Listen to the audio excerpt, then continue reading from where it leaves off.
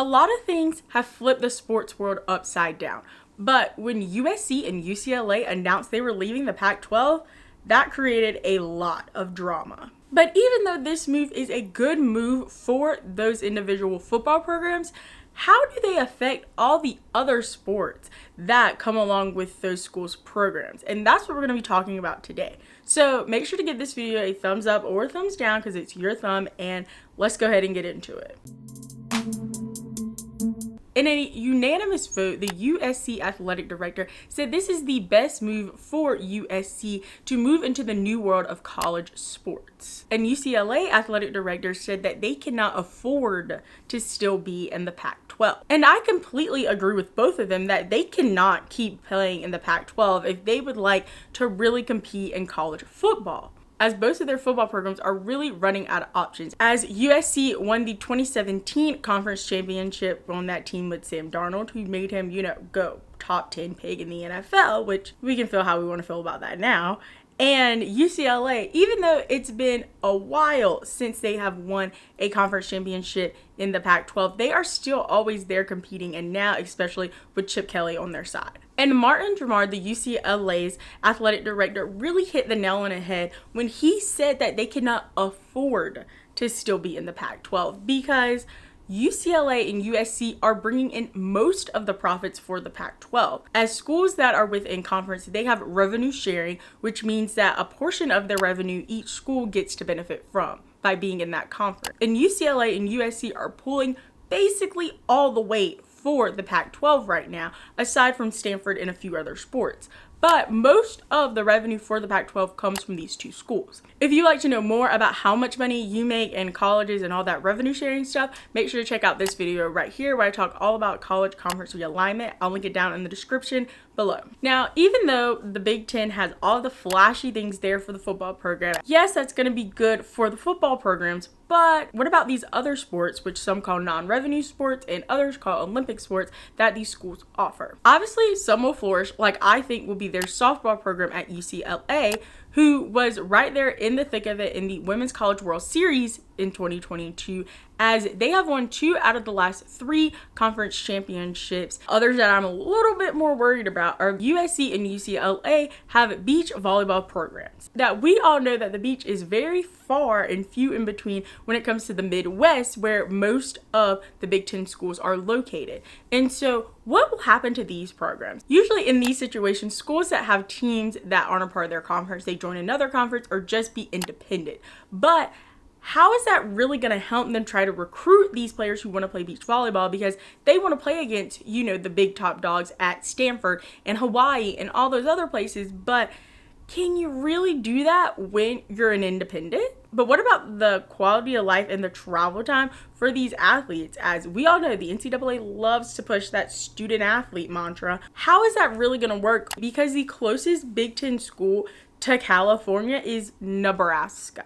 I did the time travel it would take for a UCLA school to go to Michigan State. To go from Los Angeles to Detroit, which is the closest airport in Michigan, it's a 4-hour and 30-minute straight flight, as we all know they have chartered planes, so they're not stopping like the WNBA players do. The actual campus of Michigan State is 1 hour and 13 minutes away from the airport. So in total, their travel time is 5 hours and 43 minutes. And I'm not even including the time change, as they'll be going from Pacific Standard Time to Central Standard Time during this flight. And to go along with the time change, there's a lot of weather in the Midwest that does not exist in California. Because could you imagine cool boys of Los Angeles, California playing in the snowy, muddy conditions that we see in Michigan State games versus Penn State? So those are conditions that these athletes are going to have to learn how to play in, which is different because UCLA and USC are schools that really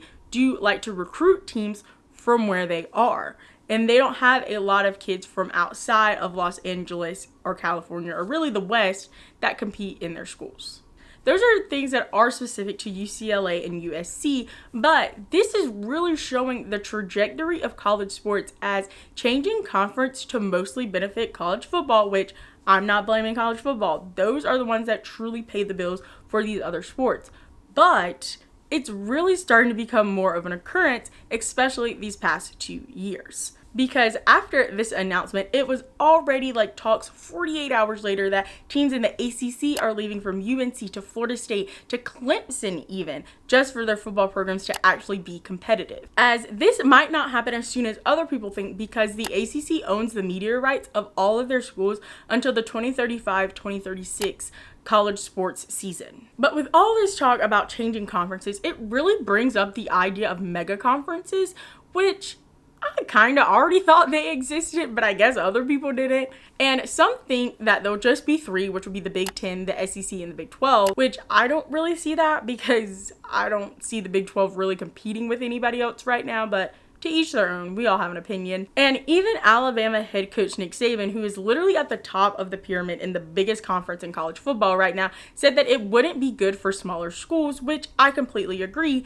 as UNC Charlotte and North Carolina A&T decided to change their conferences after the announcement last year that Texas and Oklahoma will be moving to the SEC. And the even crazier part about that is that North Carolina A&T already realigned in 2020 as they went to go join the Big South Conference. I don't really understand the whole hoopla over the mega conference thing, because Power 5 conferences were already a thing, as don't we kind of consider those already to be mega conferences? So what's the difference between making it a Power 5 to a Power 3 now? And yes, revenue sharing, money will be great. Media people will absolutely eat it up. But is that actually good for the other sports within the conferences? Now, again, football makes all the money, but sometimes let's just look outside the scope of football and see, is that actually going to help our other sports, which are actually very competitive within our conferences? And for any people that did not know, if you win your conference championship, you're automatically moved into a national championship spot. And that goes for any NCAA sport. Well, now that you know so much about how changing conferences affects all the other sports outside of college football, make sure to check out this video right here where I talk about college conferences realignment, and check out the entire How College Sports Works playlist, as I'll be adding a few fun videos coming up in October. Which is why it's a good idea to subscribe and hit the bell to be notified every time I post a new video, which are on Mondays at 11 a.m. Eastern Standard Time. As well as leave me a comment down below telling me how do you feel about USC and UCLA taking it out to the Midwest. And give this video a thumbs up or a thumbs down, because it's still your thumb. And remember, don't be afraid to join the convo.